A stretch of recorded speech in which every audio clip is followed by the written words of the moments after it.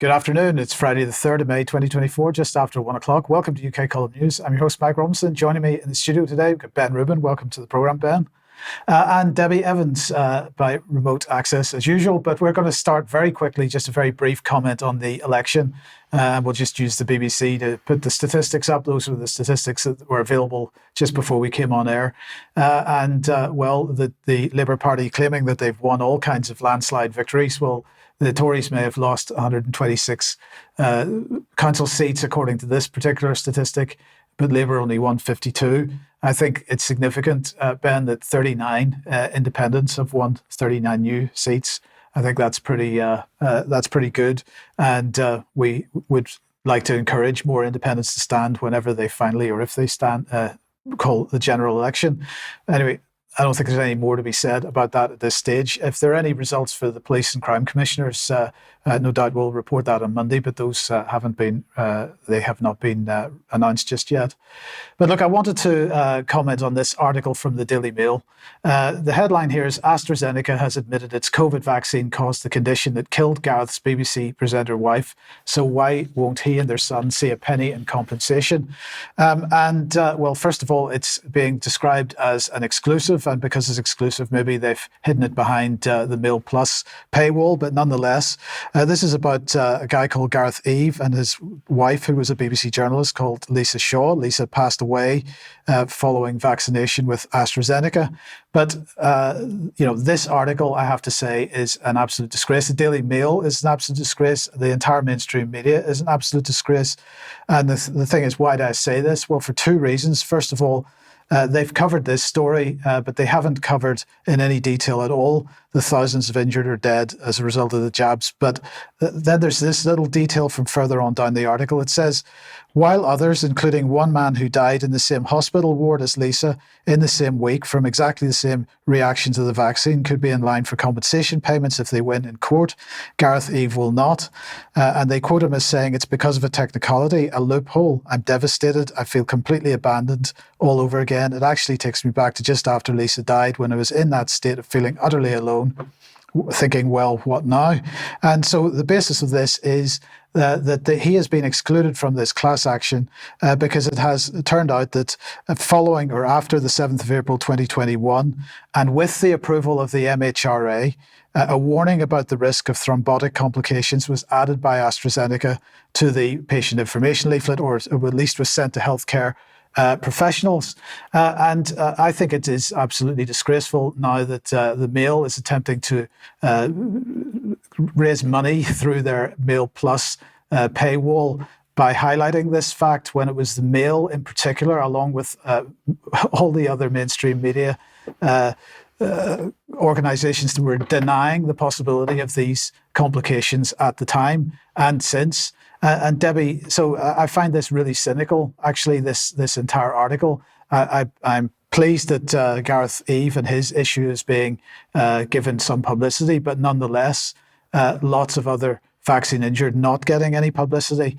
And the Mail has some questions to answer about the fact that it did not highlight these complications at the time. Yeah, 100%. Good afternoon, everyone. I mean, the Mail has got a lot of questions to ask, but so has everybody else got a lot of questions to ask. And let's just remember Sir Pascal Soriot, AstraZeneca, Terra Carta, Astra Carta, but also patients didn't get an patient information leaflet prior to the injection. Nobody knew the adverse reactions. Even the doctors didn't know. If you remember, I received a letter from the Royal College of General Practitioners who said that doctors neither knew the ingredients of the injection or the serious adverse reactions or any adverse reactions. So informed consent was never an option. It was never on the table. And nobody was highlighting that at the time. It was a implied consent.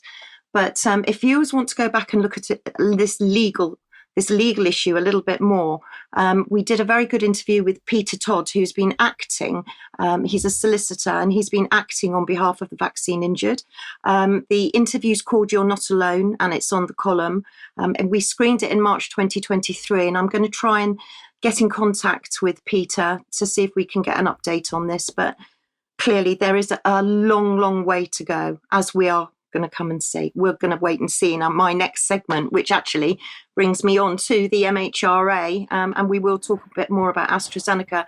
So the MHRA board meeting's coming up, folks. Please, could you all page in and sign up on I think it's the 21st of May between 10 and 12:30. We've only got a couple more meetings before Dame June Rain departs, so we really want to get as many people as possible.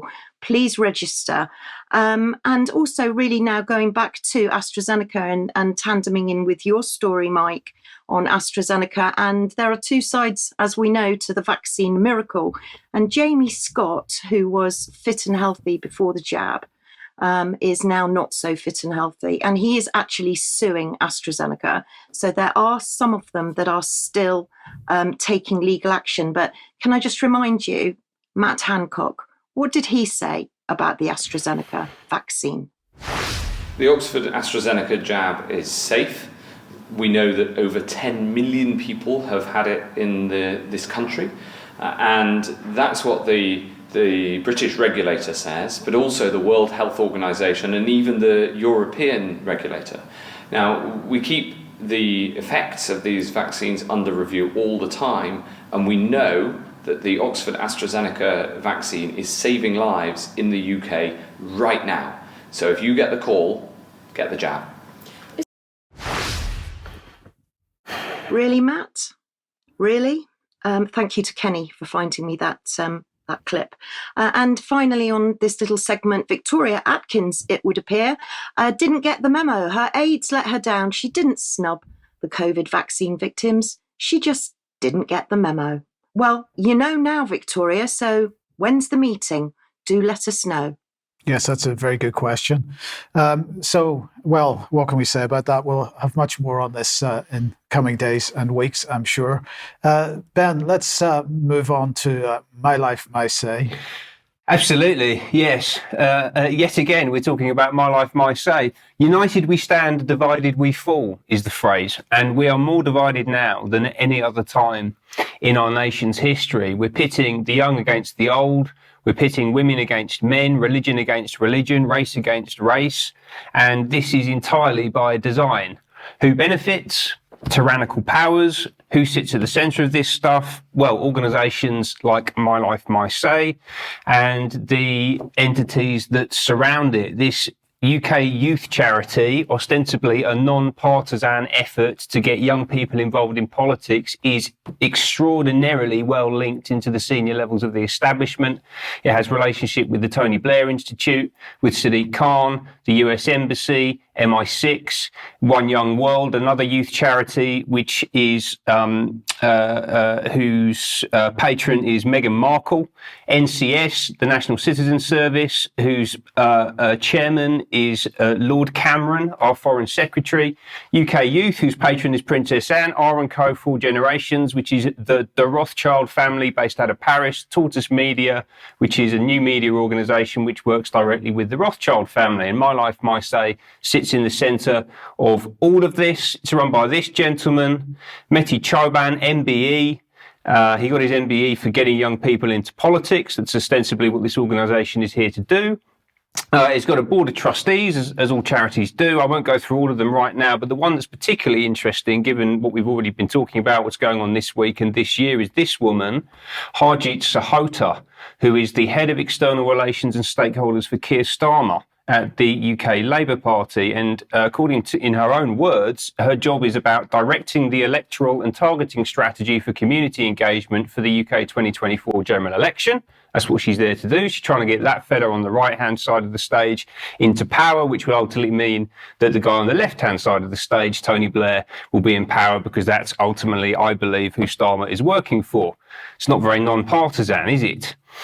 So we spoke about them a couple of weeks ago. We talked about My Life, My Say a lot over the past few months. Mehdi Chauban was extremely excited because the charity had done a great job, actually, of getting people, young people, signed up to vote on as part of their Give an X campaign.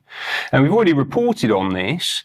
The reason that it's interesting, and I'm bringing it back up today, is that we're actually seeing the confluence of two stories. We talked about MLMS a lot. We've also talked about Freud Communications, Freud's group. And it turns out that those two organisations are working together. This was an announcement made a couple of days ago by Freud's.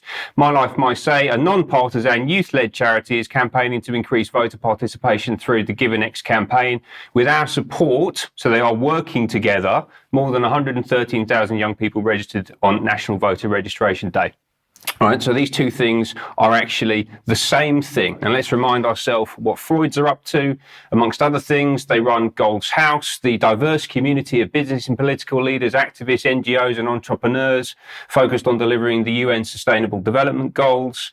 They've got a big advisory board, and they're not just running Gold's House as a client, they are actively and intimately involved in it. So Matthew Freud, you can see in the top right-hand side there with the buzz cut and the green accent behind him. He is the chair of Gold's House and also a director of the Sustainable Development Goals. So he was actually involved in defining them and running out that entire program.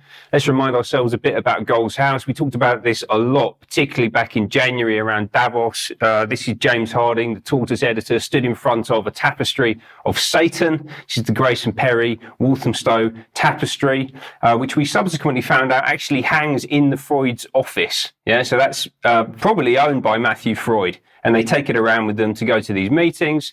Who else was at Gold's House? This was from 2023. We have Jane Goodall there in the centre, who earlier that day had sat on stage and said that we needed to reduce the global population by 95%. And then she went to Gold's House and she was hanging out with Brian on the left there. He's not the king, he's a very naughty boy. And the global climate czar, Al Gore. Now, what are they doing? They are delivering these, the UN Sustainable Development Goals, or as I like to call them, the Unsustainable Development Goals. You can't be implemented, they don't make any sense. And to show that these two things are linked, not least because of what Freud's announced in the piece that I showed a couple of slides back, they've actually put the 17 colours of the Sustainable Development Goals across the top of each of these images, so you can see that they are, in fact, one and the same thing. Yeah, they are signalling to us that this is SDG-related activity. Yeah, it's all tied together. And who's it focused on? It's all focused on young women. Yeah, it's absolutely squarely focused on young women. In particular, it's young immigrant women, and with a particular focus on young Muslim women, right? So this is divisive in a number of different ways, yeah? And they're doing this in the context of what they're describing as the squad. And you'll be familiar with that term because of Alexandria Occasional Cortex, I can't remember how to pronounce the name, and Ilhan Omar and the other hard left-wing Democrat US politicians who've been pushing this kind of agenda for the past, well, it's probably a decade now, isn't it? Can I just say on the squad, it very much reminds me of Common Purpose because it's leadership training, yes, in this case for young people, but it's also an alumni network in the background as well. Absolutely, yeah. And what's really interesting is they're actually scrubbing this information from the website at the moment. So actually, I was going to say at the start, all of the partners who were formerly listed on the website, so the MI6 and the US Embassy and those organisations, they've actually been removed over the past few weeks from the site. So they're cleaning this up in this important election year, and they've also removed all the references to the squad as well. So they're kind of covering up their methods. They're doing this in the context of basically a global gender war, right? I mean, it's been going on for a long time, but there's been a lot of discussion over recent weeks of a global gender divide that's emerging. But I'm sure it's just happening naturally. There's nobody behind it. It's not a conspiracy. It's completely organic, Mike. Of course, this is just emanating up from the ether. Like there's nothing behind it at all, but it is quite a remarkable split, and it's all down the middle between male and female. And what we're seeing is that women are much more liberal than men, much more likely to vote for left-wing parties than men. And as you say, it's not naturally occurring. It's being driven by the actions taken by organisations like MLMS, Freud Communications, Tortoise Media. Basically, the whole mainstream media, the entire cultural narrative has been geared up to deliver this divide. Yeah, just yet another divide. We talked about the young and the old, talked about gender divide, we talk about the religious dynamic they've introduced into this, but also it is about race. And actually the last time I think we spoke about My Life, My Say was that to highlight that Dr. Shola Moshe Shagbimimu, yeah, I think I got that right, actually spoke at their launch event interestingly. And she's a big critic of Israel, apart from she probably isn't a big critic of Israel behind closed doors, because she was quite happy to go along to this this launch event back in 2021 to talk alongside Reverend Al Sharpton. And Al Sharpton is one of the biggest race grifters of the past 50 years, basically, extremely divisive figure in the United States. And you can see him here arriving into the UK to meet Lord Simon Woolley of Woodford, which is where I live. So he's my lord, I suppose. And he's now actually principal of Homerton College in Cambridge, where he's personally leading efforts to further radicalise students. And we can see him here speaking at the Cambridge Union last week. I want to take you back 30 years, if I may, because 30 years ago, I was an up-and-coming activist fighting for social and racial justice with Operation Black Vote. Back then, there were 4 Black, Asian and minority ethnic MPs. Now, there are 64. With a black and brown cabinet and a brown prime minister. But that's the good news from 4 to 64. The bad news, I think you know where I'm going to go with this. Not all our skin folk are our kinfolk. Actually, joking aside, it breaks my heart, as a matter of fact, to see black and brown faces standing on the cliffs of Dover, saying to the most vulnerable people on the planet, we don't want you. So according to Lord Woolley, your skin colour should define your political opinions. Yeah. And he is actually one of the most active and one of the worst dividers in the country at the moment. And we're going to see these intersectional fault lines between races, religions, genders, the different generations in the country opened up as much as possible by these people this year. And it's our job as concerned and active and engaged citizens to put the pieces back together and to unite the country. With a view to a clash of civilizations, perhaps. But anyway. Well, we should see. Let's see. Yes. Okay, let's move on. If you like what the UK column does, you'd like to support us, the options to help us out are at support.ukcolumn.org. We can only do this with your assistance, so thank you to everybody that has helped us. If you can join that group, then please do so. You could share material you find on the various platforms, especially ukcolumn.org and ukcolumnextracts.co.uk. And don't forget, we have lots of stuff on the shop for you to have a look at if you would like to. Now, a quick reminder that yesterday's interview on mind control with Jason, with Christoph, went out 1 p.m. That is now, the archive of that is on the UK Column website if you'd like to go and have a look at it. And on Sunday evening this week, beginning at 4 p.m., we have a symposium on the World Health Organization entitled Rushed Pandemic Agreements, Who Benefits, with David Bell, Sylvia Berendt, and several others. So do join us for that, 4 p.m. on Sunday. And then the talk that I'm contributing to in Staining in Southeast England, that's 10:30 a.m. Saturday the 11th of May 2024. Sandy Adams will be speaking at that. That's called Western Empire and the Great Reset. If you can join us there, it's a $5 on the door. You'd be very, very welcome. Now, I'm delighted to say that we're joined by Matt Campbell and Piers Robinson, but we'll speak to Matt first. Welcome back to the UK column, Matt. Now, you have been on to talk about particularly your brother who passed away in the North Tower on September the 11th, 2001. And you've been aiming to get an inquest reopened into that death for quite a long time now, and being rebuffed fairly firmly by the establishment. What's the update? Because the last time you were on, you were attempting to raise money to bring further court action. Give us the update and where you're at with it. Yeah, so we did a crowd funding appeal, which probably lasted about 6-7 weeks, and we managed to raise sufficient funds in order to challenge the Attorney General's decision through the process of a judicial review. So we had a deadline of the 3rd of April to submit the file and apply for judicial review, which we made.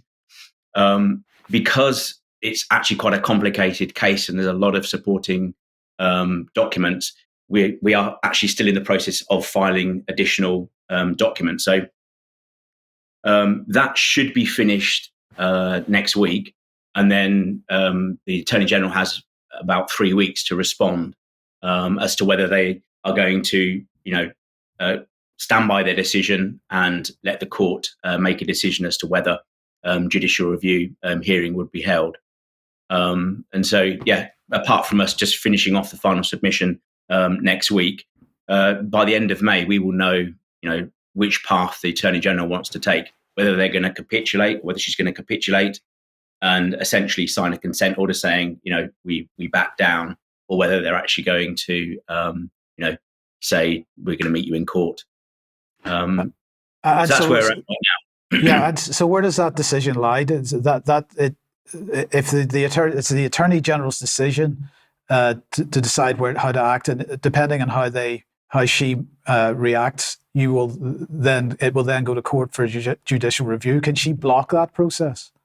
No. So essentially, because we filed at court, and we will complete the filing next week. They have to, within 21 days, do what's called an acknowledgement of service, which is essentially if they wish to meet us in court, as it were, they have to respond with their own grounds as to why they think their decision that they made to deny the reopening my brother's inquest was a lawful one.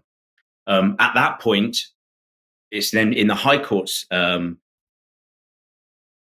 moment for them to make the decision as to whether we are actually able to judicially review the decision that the Attorney General has made. So it is a kind of two-step process at the moment, which is, once we finish the filing, the Attorney General is going to make a decision as to whether to just, throw the towel in, or whether she's actually going to, meet us in court potentially. And that's, I said, if the High Court judges agree that the decision can be judicially reviewed. And so if that agreement is made and you do get to go to judicial review, how long will that process take? My understanding is from when the Attorney General responds with the acknowledgement of service and they submit their own grounds, we're talking probably a couple of months for the High Court to make a decision as to whether the judicial review would go ahead or not. And if it was to go ahead, they would set a hearing date, which would probably be another, 2 months down the line from that point. So we're probably talking about, if a hearing's to go ahead, you're probably talking about sort of September timeframe, which oddly enough, obviously, is going to be around the anniversary time. Right. And in the judicial review process itself, would you be required to present some of the new evidence that you feel needs to be heard in the final inquiry, or what's the decision going to be based on? It's mainly points of law rather than the actual evidence. I mean, it's obviously part of our grounds for arguing that the Attorney General's made an unlawful decision. But I mean, essentially, it's looking at, did they, from the High Court's position, did the Attorney General correctly apply the various tests they're supposed to apply, and was their decision lawful? So we're actually really attacking, was it a lawful decision that they made within the powers that the Attorney General has? So it does involve the new evidence, but at this phase, it's more focusing on the legal decision making of the Attorney General. Yeah, and I mean, Matt, just to finish off, I mean, you have shown incredible tenacity and determination in this, and I think it's a great demonstration of what's required in these types of situations. In fact, in any kind of situation of this type, you just got to keep going, and so you are making progress at this stage. I mean, yes, you've got to keep going. I mean, it's lawfare. I think they try and push things out. It's just the way a lot of these kind of cases go. That's not to say that we can't. We should be winning on paper at every single stage. We shouldn't have to keep fighting. But unfortunately, that's what we're having to do here. Is it positive? Well, the first refusal that the Attorney General gave us last summer, we did a similar process. We applied. We were preparing to apply for judicial review. serve the grounds on the Attorney General. And, to the extent that they just went, we're going to lose. And they, within their rights, made another decision, which again, they've said no. But to be honest, the grounds or the reasoning they've put in their very sort of brief letter isn't much better than what they gave us in September before. So, I have every confidence that, on paper, we win this, which is obviously why we're taking it to court in the first place. Yes. Taking it to court, I should say.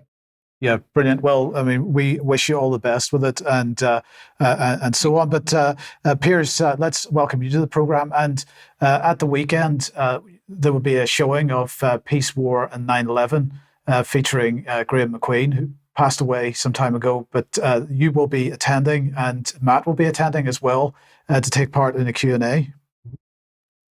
Yes, that's correct. International Centre for 9/11 Justice, as part of essentially the commemorations of Graham's passing last year, we've got a whole series of events. There's one in Boston, there's this event in Bath, and the film Peace, War on 9/11 it was directed by Ted Walter, who's in charge of IC 911, International Centre for 9/11 Justice, and the film documents essentially the life and the work of Professor Graham McQueen. He's one of the key researchers in the field of essentially 9/11 truth, it's sometimes labeled, but essentially the academic research community who were courageous enough to actually engage with what had happened on 9/11. And of course, Graham did powerful work on the anthrax attacks, which occurred immediately after 9/11, which were connected to 9/11 as part of that deception. And so it's a brilliant film. It's a very powerful, very moving film, and we'll be screening that at the Chapel Arts Centre in Bath. Doors open at 6:30, and then we have got built around the film. I'll be giving a talk at the start, just for 20-25 minutes to the audience, essentially about the work of the International Centre for 9/11 Justice. We're an organisation who is involved in essentially generating new research in relation not only to 9/11 but also to the broader issue of propaganda and deception and what I call structural deep events, including COVID-19. And so we're an organisation set up to do research, also to support, as we are with the Campbell family, legal moves by families trying to get justice and accountability for 9/11. And we're also involved with essentially educating the public about the body of knowledge which has been established over the last 20 years on what happened on 9/11. And so I'll give a little bit of a talk about what we're doing in IC 911 to the audience, and then just spend 10-15 minutes really running through the parallels between 9/11 and COVID-19. These are what I, in sort of academic terminology, called structural deep events, but these are events which are instigated, manipulated by elites for political purposes in a very big way. And so I'll be talking about, through some of the parallels that there are between the two events. We have hidden agendas, some not quite so hidden agendas, especially in the case of COVID-19. We have large volumes of propaganda. We have instigation of events, criminal activity, the involvement of the deep state or the intelligence services. And I'll be mapping out some of these parallels that there are between the two. And this is based on what I'm doing at the moment for the International Centre for 9/11 Justice. And then once we'll have the screening, I think starting at 7:30 with the film, and then in the closing half hour, 45 minutes after the film, we'll have a Q&A session, which will primarily be, people can ask me questions, but it's really orientated at Matt, and for Matt to talk to the audience about the legal process, the legal battle that he's involved in, and then going into some of the details. So, we're hoping it's going to be a good, friendly evening. It'll be nice to sort of meet people if people can make it out to the Chapel Arts Centre in Bath. That's essentially all I have to say, and just to encourage people to come along. I think you have the details for the event on your website. I've got it on my Twitter, top of my Twitter feed is an advert for the event and so on, so people can readily find out where it is and so on. Absolutely. So it's on screen at the moment, and then we will have it details in the show notes after the program. So Piers and Matt, thank you very much for joining us. Matt, congratulations on the progress you're making. We hope you have success in the coming weeks, and we'll let everybody know as this story develops. So thank you both for joining us today. Okay, let's move on. And Debi, let's have a chat about plundering state assets with public-private partnerships. Oh, yes. Well, I think this segment will probably apply to most places on the globe. But in particular, if you happen to be watching in Europe, the USA, UK here, and Commonwealth countries, please take special note, because we seem to have got used to the words world government, because we seem to be ruled by a world government already, right? Climate change, sustainable goals, sustainable initiatives, public-private partnerships. These terms just slip off the tongue, don't they? But what do they actually mean, and what is actually going on in plain sight? And you don't have to go far, just go back to the UK Column website, and I found this extraordinary article. I really would recommend everybody goes and looks at this. It's only very short, but it really is ahead of its time. Martin Edwards, Plundering State Assets with Public-Private Partnerships. And this was published in 2010. So this is how way back and how far ahead the UK Column were. So let's look at this in more detail, because Martin was spot on right. If we go back to the Treasury and we look at 2012, you can see there that education, when it comes to public-private partnerships, education have 160 plus projects, and the Department of Health with 118, Scottish Government with 80 plus, and right at the bottom with under 20 is arts, culture, media and sport. Now, thank you so much to Martin Edwards's article, and also to one of our viewers in Australia, Peter. You'll know who you are. Thank you so much. Who introduced me to Joan Vion. Now, Joan Vion sadly died in 2010. She was remarkable, way before her time. And in 1994, she was a businesswoman who went to a UN conference on population and development in Cairo in Egypt. And she saw through the veil and then went on to attend 103 United Nations conferences. She also formed the Women's International Media Group. She's absolutely extraordinary. Have a listen to what she says about PPP. The real bottom line of a public-private partnership is to take control of the assets of government, local government, county government, municipal government, state government, and even federal government.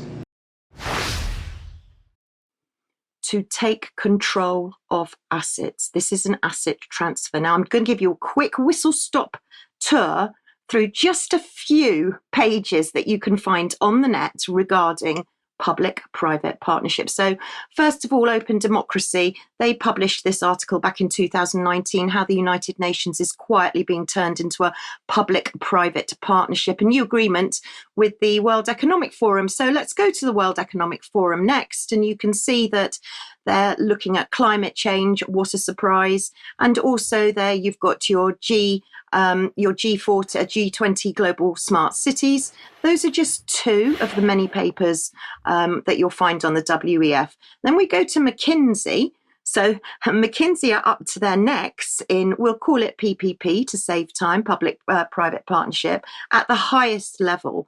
And they go on actually to talk about the 4 Ps. So we're no longer at the 3 Ps, but now we've added an extra P, which is philanthropic. So we have them collaborating with the WEF as well. They have a sustainability 4P model. And if you see in the next slide, you can see what are the 4P models. Well, that's power, agriculture, forestry, and land conservation. But what do our governments say about PPPP or PPP? Well, there you can go and find a basic introduction for non-specialists, and they give you a bit more information going on in the document, and they say that it's a significant value. Of course it is, but you can see down at the bottom there, I've highlighted it, or please freeze the screen and read all of it. I won't read it out, but at the bottom it says a government transfers the exclusive rights to a private operator or investor to develop and or operate an infrastructure facility under certain conditions for a fixed period of time. So what kind of projects are we actually talking about? Well, if we go to the Infrastructure and Projects Authority and look at their annual report on major projects, this was just 2022 to 2023. So I just did, the next slide really is just a very quick look at an overall picture. Please go to the report and look if you want to see in more detail. But you've got Fleet Solid Support, Her Majesty's Prison 5 Wells New Prison, Rapid Charging Fund for Electric Vehicles, National Law Enforcement Programme, I'm sure Charles will be covering more of that in the future, and contact engagement programmes. And this isn't just government, this is local government too, as Joan Vion was saying. This is every form of government, whichever country you're in. And here is something just to back that up, local government. So you can see here we've got public-private partnerships driving growth, building resistance. But if we go back to Margaret Thatcher, and I do go back to Margaret Thatcher often, if we look at page 639 of her book, we can see that she says that with regards to water privatisation, which many of you will remember, I'm sure, back in the 80s, too much science funding going towards defence. The government were funding research which could and should have been left to industry. And as a result, there was a tendency for the research effort to universities and scientific institutes to lose out. I was convinced this was wrong. So let's go back to the WEF and look for their global water initiative. And we can see, yep, there we go, a public-private partnership. But let's take you back to the amazing Joan Vion. What does she say? And pay attention, water. Atlanta, Georgia cannot afford to restructure, revamp their sewage system. And therefore, they go to the people, the citizenry, and they say, we're going to have to raise your taxes X amount of dollars in order to be able to afford to restructure, revamp the sewer system. The citizenry says, we already pay too many taxes. We refuse to do this. And so they go back to the drawing board, and then, amazingly, they will come up with some innovative idea. You always look for that word, innovative. And sure enough, as you read through, they will talk about how, for example, Boeing Corporation is going to partner with the city of Atlanta and the state of Georgia to help with their sewer system. And of course, the Nature Conservancy or the Sierra Club or one of them is going to come along as a non-governmental organization to help. And so pretty soon what really happens is the sewer system, which belongs to the taxpayers of Atlanta, Georgia, is transferred to this new partnership, which is comprised of Boeing and the city of Atlanta and the state of Georgia and the Sierra Club to help the citizens get a new sewer system. Now, what happens in a public-private partnership besides the transfer of that asset? Well, the little old lady who receives her sewer bill goes into shock and calls up and says, I'm sorry, I can't afford this. And that's what you're seeing right in front of your eyes, a very stealthy transfer of public assets into private hands. So how prophetic. The water companies, well, let's go back to The Guardian. Was it such a good idea that we had privatisation of the water companies? Plenty of secrets to be told. But Water UK, actually, their report seems to think that everything in the garden is completely rosy. I would have a few things to say about that. They say that the service has improved and that bills have remained low. I would disagree with that, but that's just one example. But let's just finish on my favourite topic, healthcare. So, of course, in healthcare, we have plenty of public-private partnerships, and no more so than a big history of public-private partnerships. This all started off in 1991 and has finished recently in 2016 with this massive 1.1 billion contract buying out Barts and the London Hospital with private contracts. And of course, now it's still going on. We've got KPMG winning the role in the NHS Federated Data Platform with Palantir. And let's just end on the World Health Organization, because of course they are full of PPPs or PPPPs.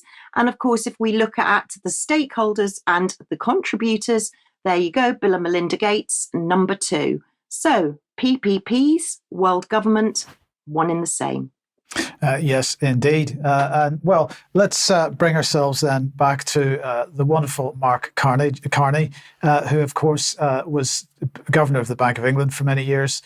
He's gone back to Canada, where he's from, and he was giving a speech last week at the Canada 2020 A Time to Build Economic Look-Ahead dinner in Toronto. So that's pretty exciting. Now, just to put this in a little bit of context, if you remember, once he had left the Bank of England, he started talking about climate. He started appearing at all the various COP meetings and saying things like this: we will not get to net zero in a niche. It requires a whole economy transition. So as a sort of leader in financial affairs, he's talking about transitioning the whole economy. Not what to, we're not sure. But he went on to say that companies that don't adapt, including companies in the financial system, will go bankrupt without question. So anyway, at this Canada 2020 event a few days ago, he was talking about net zero.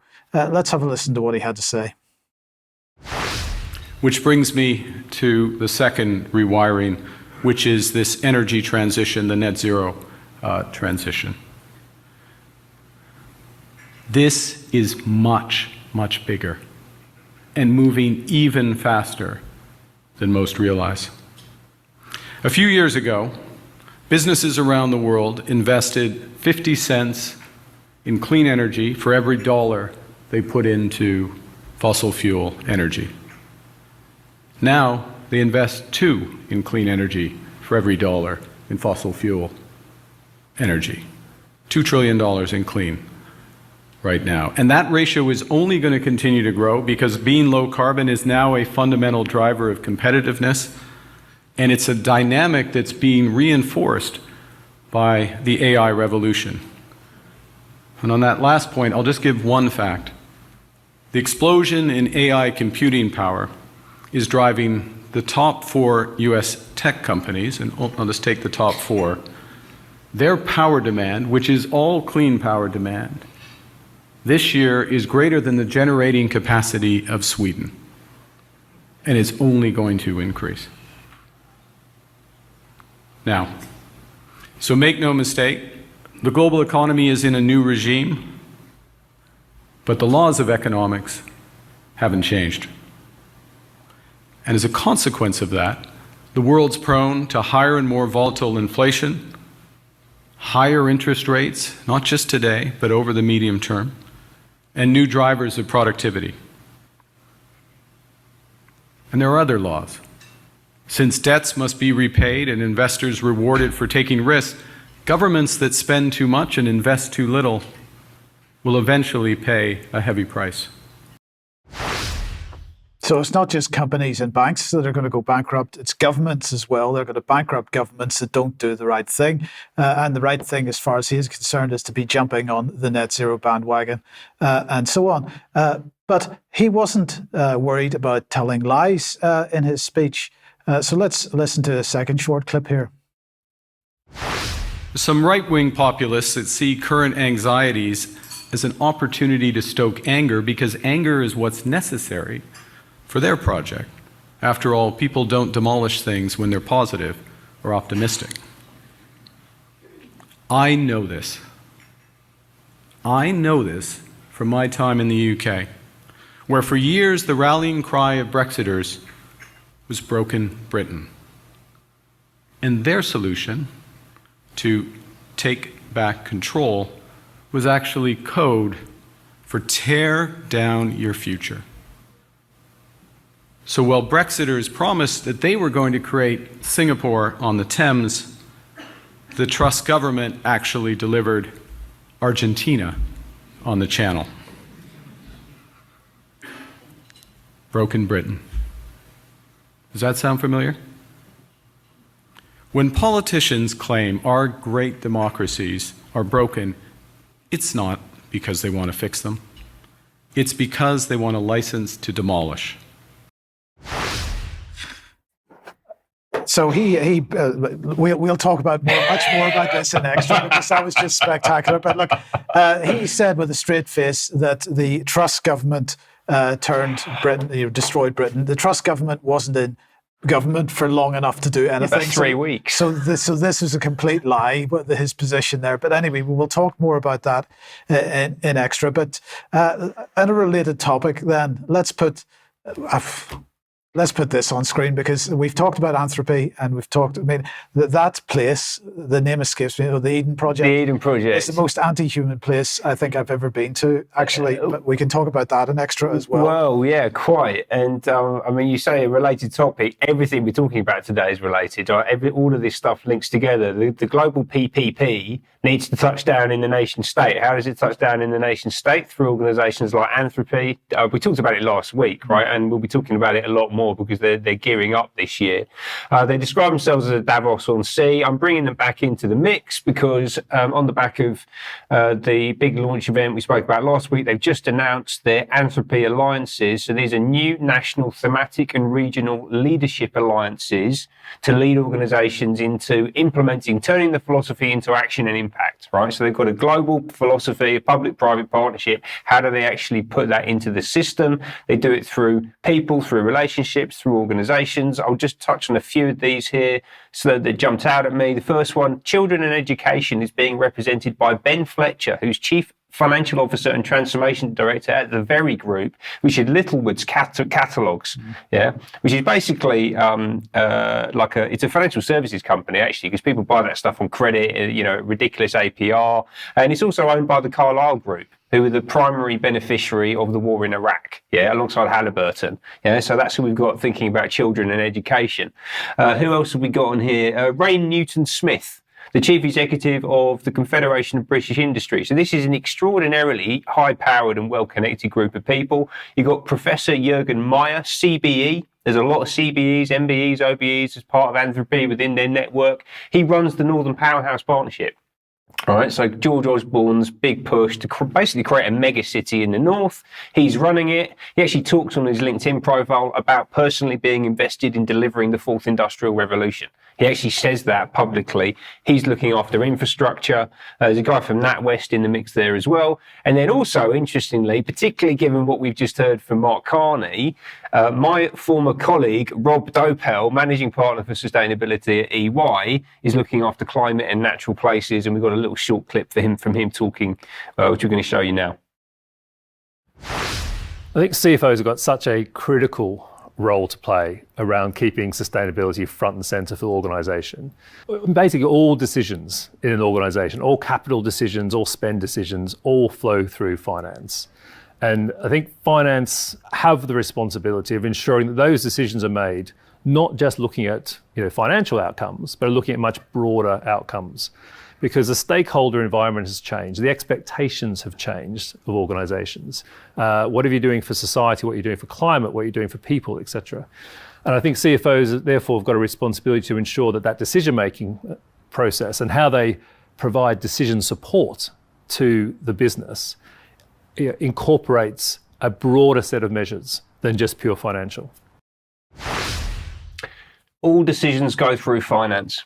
Right, if you worked in a company, small, big, whatever it might be, in a well-run business, all the decisions go through finance. It's the perfect place to apply a control mechanism. That's what Rob Dopel's talking about. That's what EY are doing. That's what they're promoting to their clients. And that's why Mark Carney is so confident that companies that don't do what they're told are going to go bust, right? Because they've basically embedded this right into their governance. Final point on Anthropy. I've been thinking about the word this week. This is an interesting word. They've obviously constructed it from somewhere. Let's look at the etymology. So philanthropy itself means love of humankind. And the word phil, the first syllable in philanthropy, comes from the Greek word philos, which means dear or beloved. So anthropy is simply philanthropy without love and affection. Yeah, and I think that tells you everything that you need to know about what's happening here. Yes, indeed. Okay, now on Wednesday's programme, we were talking about the King's Speech and particularly two pieces of legislation, but one of them was the Investigatory Powers Amendment Bill. So just wanted to remind everybody that one of the main targets for that was encryption. So why am I mentioning it again today? Because Reclaim the Net here has published this article, Leak, EU governments impose bulk scanning orders on encrypted messaging services. So just think about that, bulk scanning orders, because we kind of have the same thing with the online safety bill and related legislation in the UK. But the article says this. It says, yet another leaked document has emerged revealing details from the European Union policy regarding on the implementation of the child sexual abuse regulation. So again, this not just in, Piers is talking about structural deep events. This is a structural deep event because this is happening right across the world in different jurisdictions. So we have child abuse, the excuse of child abuse being used to shut down freedoms on the internet in every Western country at the moment. So if we put that back on screen for a second, let's have a look at the document itself. Here it is. The website Context put it up. They received a leak. And what they're basically saying is in this document from the EU that if you're running an online chat service, some kind of encrypted service for customers online, you will be scored. And if you get a low score, you would be subject to your content being given one of these orders to have your content being scanned. So a low score would be caused by any encryption service which does not require a user account to use. And the example that I gave on Wednesday was the VPN service Mulvad, which allows you to put cash in an envelope and send it to them and get access to the service without any requirement to explain who you are and so on. So this would be a completely anonymous service, and this is really dangerous as far as the EU is concerned. On the other hand, they say that you would get a high score if you were a chat service, for example, that doesn't encrypt by default. For example, and this is my example, Telegram. So they would not require an order because they're already open to surveillance and bulk data collection. So it is just very interesting. I just wanted to highlight this point. This is not something that's just happening in the UK. It's happening right across the world. And therefore, we need to view, in my opinion, it as a deep structural event.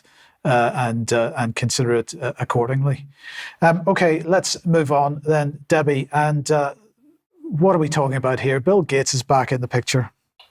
Oh, don't spoil my surprise, Mike. We've got a new dish on the agenda. I know you're going to be talking about food again in a minute, but we've got a new dish. Imagine this. Imagine growing a crop. You don't need rain. It can be planted in sandy soil or desert soil, and it's considered actually the cereal of the poor. Well, it's coming to us, or it might be coming to us. This is Fonio, or as Stephanie has kindly nicknamed it, Phony. So could Fonio be a grain older than the wheel be the future of the food? And just to let you know, it's the women that do the farming on this. Women do 50% of the work and men do 14%. I'm not quite sure who does the difference. But yeah, Bill Gates is getting really excited about it, and you can crush it. You can make it into porridge as well. Lovely bowl of porridge here, or perhaps you want to call it gruel. So yeah, let's have a look at Bill Gates getting terribly excited about this. He's cooking. He's got the chefs, but even better, he's produced a little video. Have a little look. Trigger warning.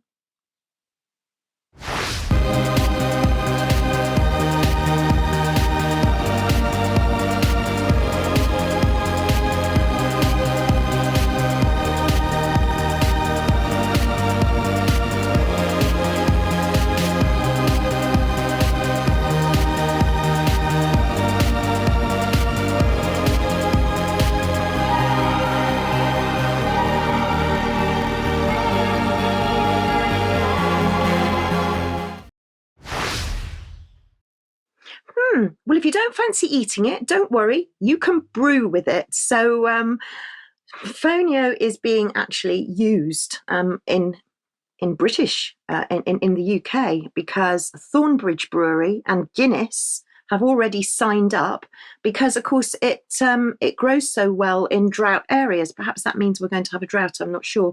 But you can see there that you've also got Guinness, you've got Thornbridge, you've got all sorts of people, including Carlsberg, taking part in this. However, this isn't such good news. I'm not sure Sir Bill hasn't done all of his homework, because if he'd have gone to the Advisory Committee on Novel Foods and Processes, let's not forget the word novel means new. They've got other thoughts, and they're not too happy about Fonio. Now, I've just taken a few screenshots, and I'm just going to Stephanie's just going to run through them and you can read them at your leisure. But basically, what the Food Advisory Committee is saying is that there are no health benefits that they can see. There's not enough information. The water quality is going to be monitored because they have got no clue of the sustainability of it for transportation and distribution.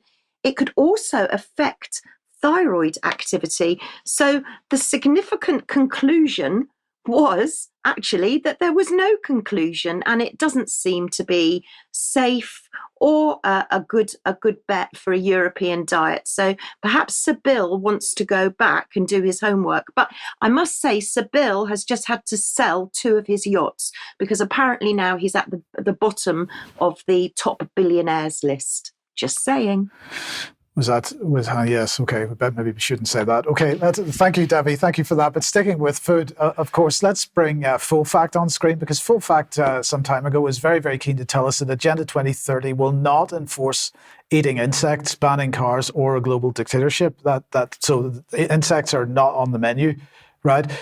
Mainstream media telling us this as well. This is The Independent. World Order, how the right wing became obsessed with eating bugs. Then we've got Bloomberg here. One flies with that. EU critics have a new conspiracy theory. So it's all conspiracy theories, except that the BBC is carrying this today. Or yesterday, in fact, the insect farmers turning to AI to help lower costs. And they were talking about this organization. Well, this is one of the organizations. This is one of the organizations they're talking about here.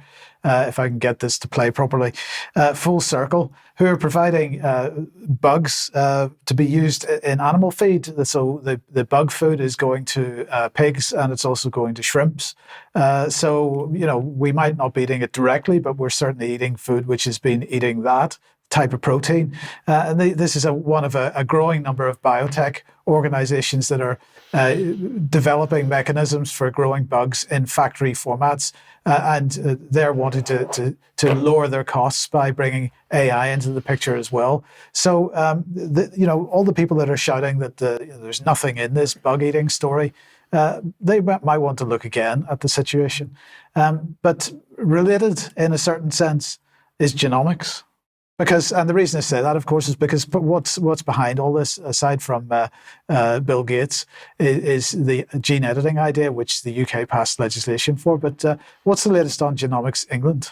Well, just to remind people, Genomics England is the jewel in the crown of the UK government's genetic engineering strategy. It's a data platform. It's going to house the genetic sequences of the entire population. They've already got about 5 million people on there. It's been running since the 2012 Olympic Games. It's actually part of the legacy of the Olympic Games. I think it tells you everything you need to know about those Olympics. It's fundamental to the UK life sciences vision, right? So this is from 2021, the Boris Johnson Life Sciences Vision. It describes a digital technology platform as health system, and it has Build Back Better written all over it. It's absolutely aligned to the World Economic Forum strategy. They're getting the whole population on board, as I said, including right the way down to newborn, and even in vitro as well, they're talking about. Right, but don't worry, there are sensible people inside the organisation, absolutely laser focused on ethics, and I'm going to introduce you to the head of ethics right now. Everyone's heard of ethics, but what is it? I'm Will Navoy, I'm head of ethics operations here at Genomics England. Ethics is a branch of philosophy. For me, ethics is the difference between can and should. And the law will dictate what we can and can't do, but just because you can do something, it doesn't mean you should do it. In medical ethics, we have 4 pillars, and those are justice. Justice is about fairness, it's about equity. And equity is thinking about different people having different circumstances and perhaps needing more of something in order to get an equal outcome. Then there's autonomy, so that's giving people a choice and then respecting that choice. In medical ethics, everything is dictated by consent. Then there's beneficence, and what that is making sure that everything we do is of benefit to people. And then there's the opposite to that, which is non-maleficence. And what non-maleficence is making sure that it's not causing any harm to anybody. The most important part of ethics is demonstrating it. We will take those 4 areas into consideration when deciding whether something is the right thing to do. Sorry, there was one really big, non-related corporation that said they would do no harm, and we all know how that went. Right, exactly. Yeah, ethics. Anyone talking about ethics around this stuff makes me incredibly nervous. But let's just be honest, right? Let's have a little look at this guy, because this was comical to me when I saw it pop up. Given I've actually worked with Genomics England, I've met with their senior leadership team about 3 years ago a couple of times, so I understand what's going on inside there. And this guy's there running ethics, and he basically looks like some kind of 1970s school teacher type person, doesn't he? He's got a small wooden creature living in his beard there. He's actually wearing nail polish. Right, I mean, what's this all about? This is formal communication from Genomics England through their official channels, and this guy's got 3-week-old nail polish. I was actually hoping Charles was going to be here because he could have done an inspection, because I bet his shoes aren't polished either. Yeah, and that shirt doesn't look particularly well ironed, although I don't think I could talk because mine's not looking great today. But what was he talking about? Anyway, let's not just deal with ad homs, right? We're going to actually dig into what he said. And the first thing he jumped out at me is that he's talking about equity. This is a Marxist concept, right? This is equal outcomes, right? So this guy's a Marxist running ethics for this organisation. He talked about autonomy and consent, which is frankly laughable in the context of what the NHS has been doing for the past few years. Beneficence, non-maleficence. I mean, again, let's just roll it into what we said about consent. Yeah, they've been harming people. So the idea that this fella is going to stop them from harming people is absolutely laughable. And then there was a little bit at the end there that was missed out, where he says that the most important thing about being ethical is demonstrating that you're ethical. Whereas I actually think that being ethical is the most important thing about being ethical. But anyway. Yes. Well, I'm sure we'll be talking about that next or two. Absolutely. Absolutely. Okay. Debbie, we'll end with you then. And what's the latest from Cornwall?